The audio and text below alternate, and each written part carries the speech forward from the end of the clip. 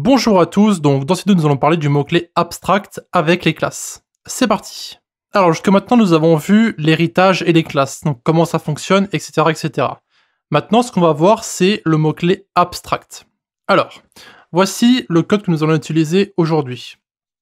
Alors, le problème que vous pourriez avoir avec l'héritage en général, c'est que vous voulez éviter la création d'instances d'objets pour la classe principale. Donc lorsque vous allez en fait récupérer, si vous voulez, les propriétés de la première classe dans la deuxième classe ici, ce qu'on voudrait éviter, c'est ensuite la possibilité de créer une instance avec la classe userProfile. Cependant, pour le moment, on n'a pas encore vu comment faire cela.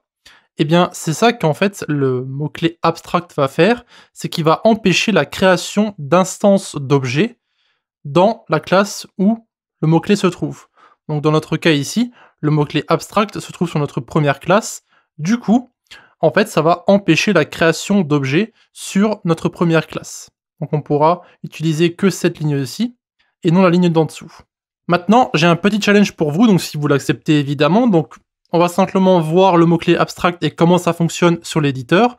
Donc c'est très simple, vous allez créer une nouvelle instance d'objet avec la première classe, vous allez afficher la première propriété avant de passer à la suite, et ensuite vous allez ajouter le mot-clé abstract sur la première classe. Et je vous conseille de constater l'erreur que vous aurez lorsque vous allez essayer de faire ça. Donc je vous laisse 10 secondes pour laisser la vidéo en pause, et donc on se retrouve dans un instant sur l'éditeur.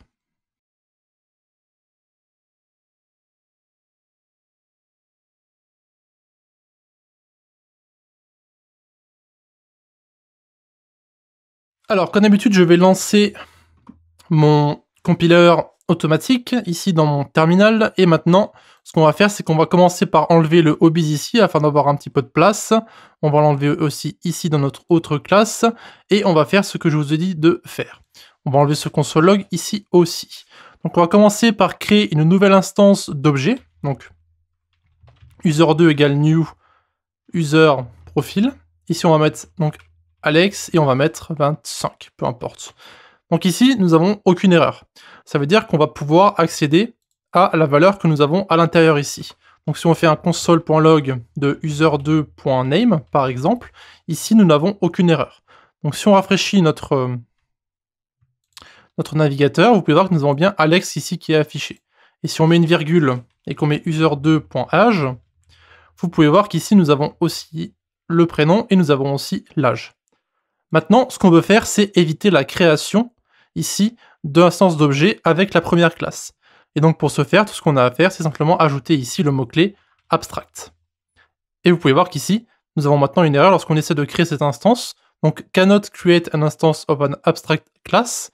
Donc évidemment, ça ne va pas empêcher de loguer ce que nous avons ici, mais nous ne pourrons pas compiler notre fichier à nouveau avec cette erreur ici. Donc évidemment, pour régler le problème que nous avons ici, maintenant nous allons enlever cette ligne et tout retourne comme nous le voulons. Donc ici, le mot-clé abstract va donc empêcher de créer une nouvelle instance d'objet avec la première classe. Voilà. Et donc ici, on est toujours libre évidemment de jouer avec la première instance qu'on a créée. Donc ici, si on met h par exemple, ou color, hein, peu importe, user1.color, ça ne change absolument rien à notre navigateur.